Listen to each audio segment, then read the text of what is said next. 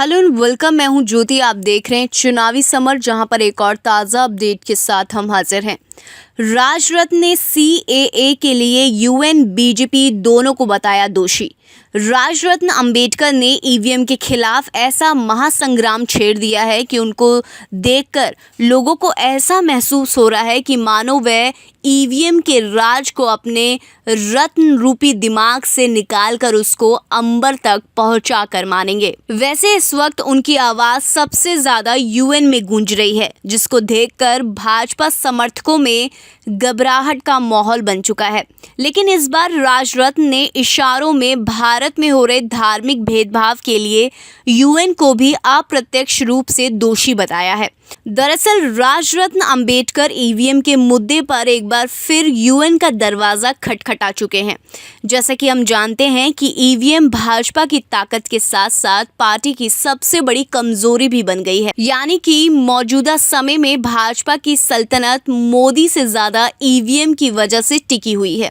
इसकी वजह से राजरत्न अंबेडकर अब मोदी की असली कमजोरी पर सबसे बड़ा प्रहार किया है।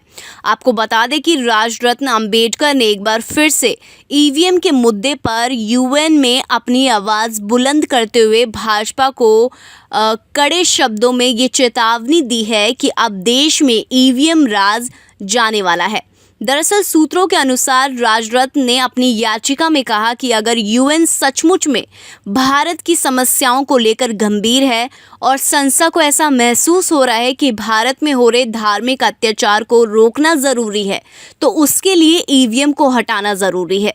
उन्होंने कहा कि अगर देश में ईवीएम से चुनाव होते रहे तो कम से कम केंद्र से भाजपा को हटाना मुश्किल हो जाएगा और ये सरकार जन विरोधी कड़वे कानून बनाती रहेगी। राजरत्न ने खास तौर पर सीएए के मुद्दे पर जोर देकर कहा कि देश अगर सीएए से परेशान है तो इसकी असली वजह ईवीएम ही है। उन्होंने कहा कि मोदी सरकार ईवीएम की मदद से 300 से ज़्यादा सीटों पर जीत कराई और अपने मनुवादी सोच को आगे बढ़ाना शुरू कर दिया। इस तरह राजरत्न अंबेडकर ने यूएन में ईवीएम के खिलाफ फिर से हमला बोलते हुए ये बता दिया कि जब तक ईवीएम को बैन नहीं किया जाता है तब तक भारत में हो रहे धार्मिक अत्याचार को रोका नहीं जा सकता।